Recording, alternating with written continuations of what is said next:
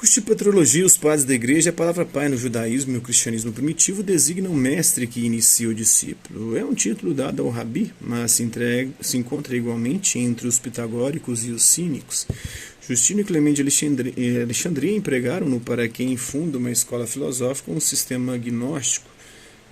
Segundo os escritos antigos, os pagãos chamam Policarpo de mestre da Ásia e pai dos cristãos.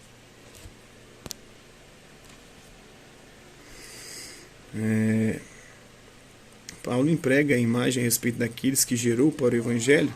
Os cristãos chamam de pai às vezes os apóstolos, sobretudo nos Atos dos Apóstolos. Às vezes os bispos, que são os doutores da fé. Irineu escreve: quem recebeu o ensinamento da boca de um outro é chamado filho daquele que o instruiu, e este último é chamado de pai. Os latinos Cipriano, Ambrósio e Agostinho usam para o bispo a palavra da língua familiar papa. Por extensão, a palavra é mais tarde aplicada igualmente aos sacerdotes e no monaquismo aos abades e aos ascetas. Em meados do século IV, o termo se aplica, antes de tudo, aos bispos reunidos no Concílio de Nicéia. Durante as grandes controvérsias cristológicas do século V, invoca-se a autoridade dos padres. Em Éfeso, Cirilo manda ler uma coleção de extratos patrísticos. Doravante, o termo designa, ao mesmo tempo, os padres conciliares e os bispos isolados, cujo acordo doutrinal é uma garantia da ortodoxia. Este último aspecto se fará sentir particularmente no decurso da história.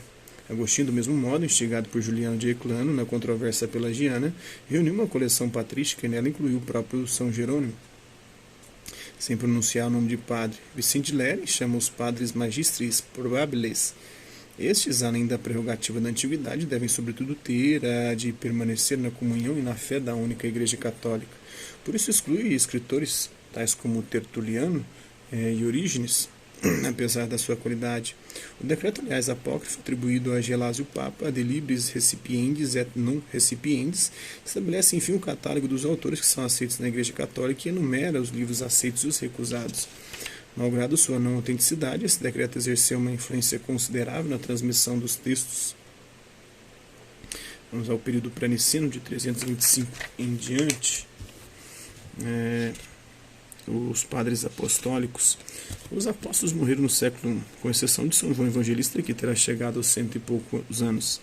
Chama-se padres apostólicos aqueles escritores que, se não conviveram com os apóstolos, tiveram contato com imediatos discípulos dos mesmos e, por isso, fazem ressoar muito vivamente o pensamento dos apóstolos.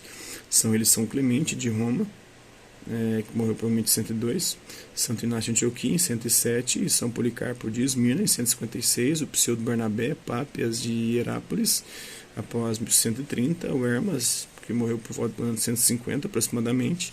A esses autores é costume acrescentar a Didaqué, o catecismo de fim do século I e início do século II. Os escritos dos padres apostólicos visam a instrução e exortação de uma ou mais comunidades cristãs ameaçadas pelo Império Romano, que era perseguidor dos cristãos desde 64 depois de Cristo, como também pela infiltração de falsas doutrinas ou ainda por problemas de índole moral decorrentes da fragilidade humana. Procuram mostrar a importância da salvação realizada por Cristo e recomendam a unidade pela comunhão dos fiéis com os seus pastores hierárquicos. Tais escritos são elos intermediários entre os escritos do Novo Testamento, aos quais se assemelham por seu caráter simples e didático, e a literatura cristã posterior, característica esta que lhes confere valor e autoridade especiais. Comecemos nosso estudo pelo mais antigo desses escritores, que é o São Clemente de Roma, que morreu provavelmente por volta de 102, ali depois de Cristo. Pouco sabemos a respeito de Clemente. Há quem o identifique como colaborador de São Paulo, mencionado em Filipenses, na carta aos Filipenses, capítulo 4, versículo 3. Segundo Santo Irineu, é o terceiro sucessor de São Pedro, Lino, Cleto e Clemente. Conforme uma narrativa atualmente tida como espúria, sofreu um martírio precipitado dentro do Mar Negro. Gozava de grande autoridade na antiguidade, a tal ponto que sua epístola aos Coríntios foi tida como canônica pelas comunidades sírias. A Clemente são atribuídos vários escritos, dos quais somente a primeira epístola aos Coríntios é autêntica. Primeiro, porque existe uma segunda epístola hoje reconhecida como espúria. A primeira aos Coríntios, já o apóstolo São Paulo encontrou sérias dificuldades suscitadas pela comunidade de Corinto, na Grécia. Dividia-se em partidos e chegou a desacatar fisicamente o apóstolo, como atestam 1 e 2 Coríntios de São Paulo. Após a morte do apóstolo, os ânimos não se tranquilizaram, os membros mais jovens da comunidade se rebelaram contra a autoridade dos presbíteros, depondo-os do seu ministério, que redundava em grave escândalo para as comunidades vizinhas. Quando a notícia dos fatos chegou a Roma, Clemente houve por bem redigir uma carta de exortação.